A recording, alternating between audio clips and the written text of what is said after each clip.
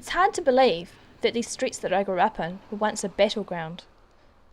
But it happened in everyone's hometowns. The only time that I would have to say that I genuinely experienced a bit of apprehension was in Palmerston North, where our squad was lined up across the road, and it was just our squad, and there were, I don't know what the estimated number were, but probably about 5,000 people coming from the far end of the road, and it was miles away, and you could just see them coming, and they just kept on coming. And we were directed to draw our batons and prepare ourselves, which we did, and the crowd just kept on coming.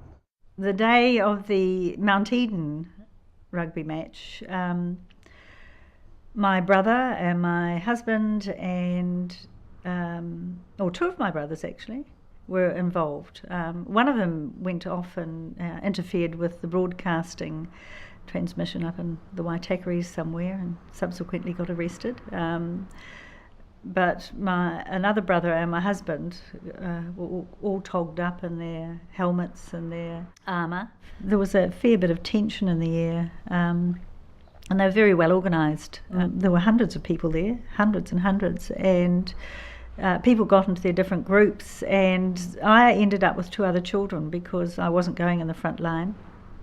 I had three little ones, and decided that the protest itself would be too dangerous for them, and found another group who were going on a protest around the outer rim in their cars. And so I put all the children in their cars and their seat belts, etc., and got in a whole convoy of cars, and we drove around and round and round and round and beeped our horns.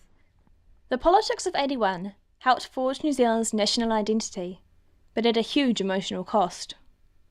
Clean-cut young Maori guys who were there just to do their job were being spat on and abused and being called, white man's nigger and that sort of thing. In a sense, the police were in an awful or awkward situation because they had to put aside their personal beliefs and act according to the law as they were directed. And whether or not you believed in it, I think probably the idea of using batons on fellow New Zealanders must have been worrying. I hope it was worrying for them. There was conflict, I think, amongst some of the family members. Some were pro-tour, some were against tour. But at the end of the day, of course, police were completely neutral as far as the tour was concerned. One of our squad members, because of the personal beliefs of his family, who were strongly opposed to the tour, opted to return home. I think this story makes me proud because it's a story of democracy in action and strong wills. There were huge costs, but it was also one of those defining times in New Zealand's history. I suppose, in hindsight, wouldn't want to do it again. Don't think so. Because I think the rift that it put through the community was the worst part about it. We had our own kind of civil war.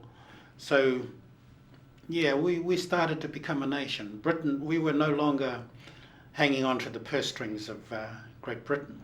New Zealand was quite isolated from international issues, as I think history shows. And 1981 was a wake-up call for that. We couldn't isolate ourselves from international issues. We couldn't pretend that we could do things here without having international implications.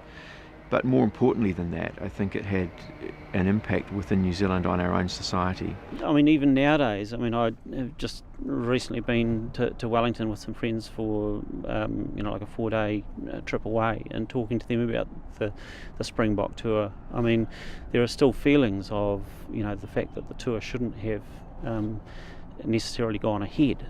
But the common belief of all of the people that I was talking to was that, once again, it was a law and order issue, and law and order had to prevail. It did make the government rethink about its policy on tours, and I think the feedback from South Africa, because it was important in South Africa, in a little way, it would have helped.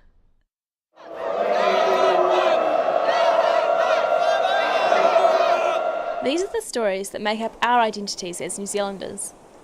But for the most part, they are unknown to my generation. I was 21 before I found this part of my heritage. Perhaps, like the Māori culture, we need to keep our stories alive, learn from them, and live by them.